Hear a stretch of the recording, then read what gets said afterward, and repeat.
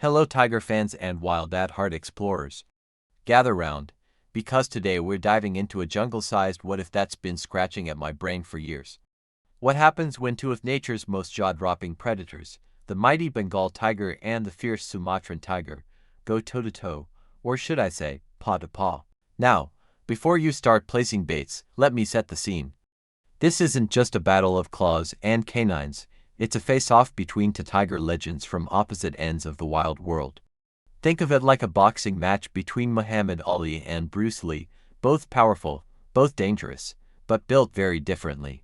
As a tiger researcher and lifelong fanboy, let's be honest, I've studied these big cats up close, not too close, because I enjoy having all my limbs, and let me tell you, each one is a masterpiece of evolution. From the sweltering mangroves of the Sundarbans to the misty jungles of Sumatra, these cats are apex predators with style. But if they somehow ended up in the same clearing, locked eyes, and decided, okay, let's settle this, who would walk away the winner? Well, that's what we're here to figure out. So grab your virtual safari hat, maybe a snack not made of meat, we don't want to tempt fate, and let's break it down. Size, speed, stealth, and savage bite.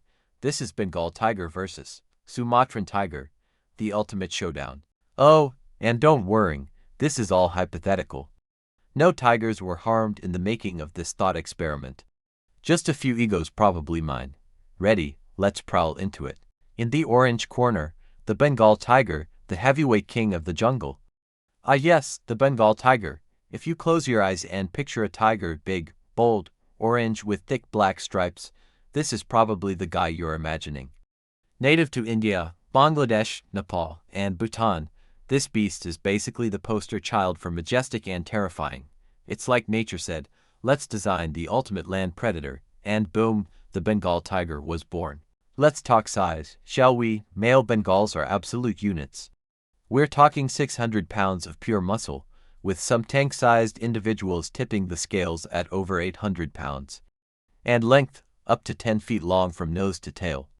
Imagine a pro football linebacker who can sprint, sneak, and leap 20 feet through the air while wearing a fur coat.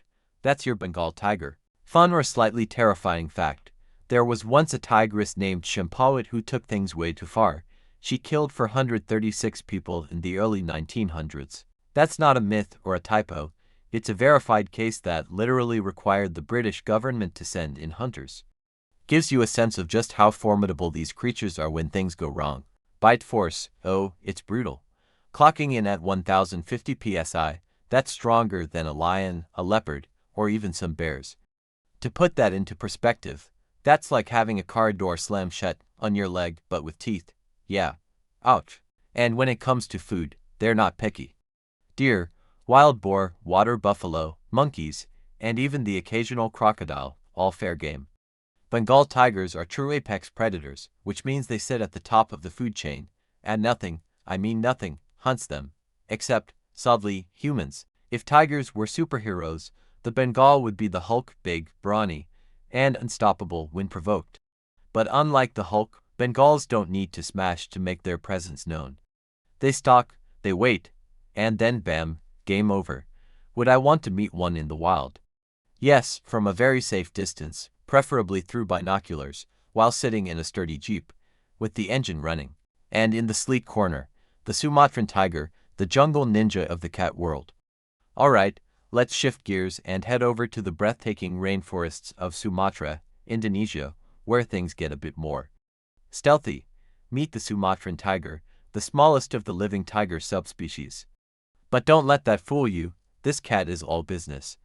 Think of it as the Bruce Lee of the tiger world, compact, quick, and devastatingly effective. Smaller frame, serious game. These tigers usually weigh between 220 and 350 pounds, which might sound light compared to their Bengal cousins, but make no mistake, they are pure muscle.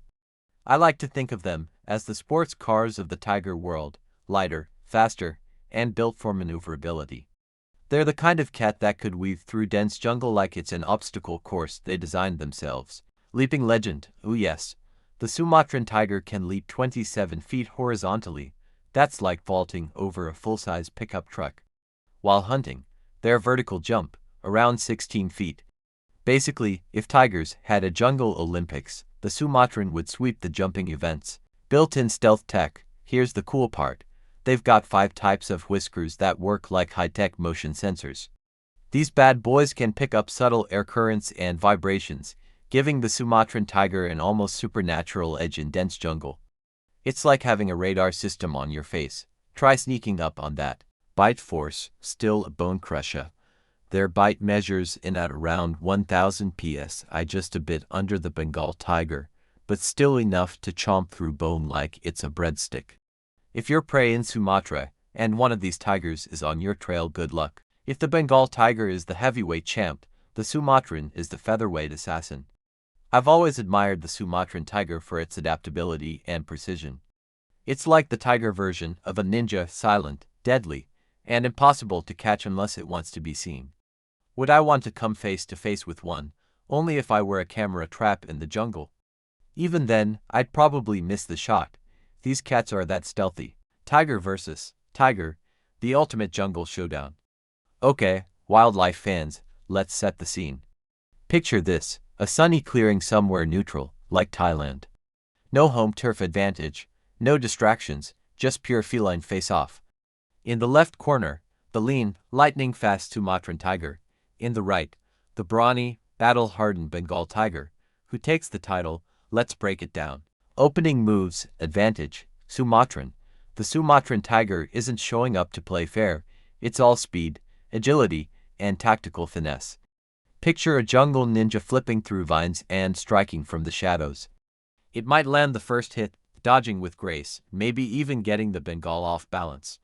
I've seen house cats pull similar moves on German shepherds. Size isn't everything, at first. But then size roars back. Now here's the thing. The Bengal tiger isn't just a big kitty, it's a walking powerhouse, used to wrestling down water buffalo like it's Tuesday brunch. Once it locks on, it's like trying to stop a freight train with a yoga mat. That 600-pound frame, sheer muscle mass, and crushing bite force. Hard to argue with physics. Even if the Sumatran tiger's got the footwork, it's dancing with a tank. Let's put it in human terms. Imagine The Rock in his prime going up against a world-class jiu-jitsu black belt. The smaller guy is fast, clever, and dangerous, but if the big guy lands one good hit, it's lights out. My expert verdict, Bengal tiger wins 9 out of 10 times. This cat's just too big, too strong, and too experienced in taking down massive prey. In a toe-to-toe slugfest, the odds are stacked in its favor. But that 1 out of 10 for the Sumatran. Oh, it'd be the stuff of legend. A blur in the jungle, a flash of claws. A move so slick, even David Attenborough would raise an eyebrow and whisper, magnificent. In nature, it's not always about brute strength or raw speed. It's about adaptation, instinct, and timing. But if we're talking pure fight night, sorry, ninja cat. My money's on the Bengal. Final thoughts from a tiger nerd, that's me. Look, whether you're Team Bengal or Team Sumatran, let's get one thing straight. Both of these big cats are absolute marvels of evolution. One's a muscle-bound monarch of the grasslands, the other's a stealthy shadow in the rainforest. But here's the kicker, they're both critically endangered, and that's the real fight we should be paying attention to. Forget fantasy face-offs. The true battle is for survival. These tigers aren't just beautiful stripes and fierce fangs, they're keystone species. That means when they thrive, entire ecosystems stay in balance. Lose them, and nature takes a hit in ways we're only beginning to understand. So, if you want my professional opinion, Bengal or Sumatran, doesn't matter, they both deserve a future. Oh, and one last tip for any adventurers out there. If you ever hear a tiger's roar in the wild, and yes, that sound can travel up to 2 miles. Let me be crystal clear, you are not in a nature documentary. You are in danger, run, fast, and don't trip. Tigers love clumsy snacks. Can you keep a tiger as a pet? Tigers are so beautiful, wouldn't it be amazing to have one as a pet? As a tiger specialist who spends their life studying these majestic animals, let me put it gently. That's a one-way ticket to disaster with stripes. 1. Tigers are not supersized kitties. Yes, they purr sometimes, yes, they groom themselves adorably. But don't be fooled, these aren't Garfield with jungle vibes. A full-grown Bengal tiger can weigh over 600 pounds and jump 12 feet in the air. One casual play swipe from a tiger's paw can crack your ribs like pretzel sticks. Yes, they purr sometimes. Yes, they groom themselves adorably. But don't be fooled, these aren't Garfield with jungle vibes. A full-grown Bengal tiger can weigh over 600 pounds and jump 12 feet in the air. One casual play swipe from a tiger's paw can crack your ribs like pretzel sticks. Imagine trying to stop your pet from scratching the couch. Now imagine that pet is the size of a Harley Davidson and considers you part of the food chain. 2. Tigers need room, like national park level room. In the wild, tigers can roam up to 20 miles in a single day. You think a fenced backyard is enough? That's like putting an Olympic sprinter in a walk-in closet and saying, "Now behave." Cooped-up tigers don't just get bored, they get dangerous. And when instincts kick in, it's not going to end with a timeout. 3.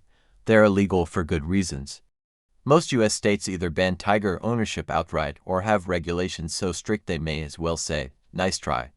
We're talking permits, reinforced enclosures, constant vet checks, and enough liability insurance to cover a T-Rex tantrum. Owning a tiger is like owning a flamethrower with fur. Cool in theory, absolutely not in practice. 4. Even the pros get hurt. I've known experienced handlers, people who've worked with tigers for decades, who were still injured, or worse, in the blink of an eye. Not because the tiger was bad or mean, but because, at the end of the day, they are apex predators, not emotional support animals.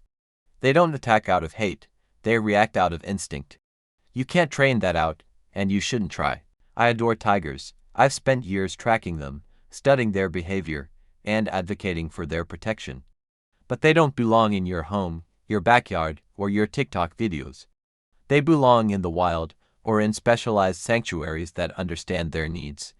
If you love tigers, the best thing you can do is support conservation efforts, visit ethical wildlife centers, or even adopt one symbolically through a charity. And hey, if you're craving something furry that purrs and won't accidentally decapitate you mid-hug, get a house cat. They might knock over your coffee, but at least they won't eat your neighbor. If you enjoyed this deep dive into the wild world of tigers, don't forget to hit that subscribe button. Stay tuned for more fascinating animal facts, wildlife conservation tips, and plenty of fun content. Join our community of wildlife lovers, and trust me, you won't want to miss what's coming next. See you in the next video.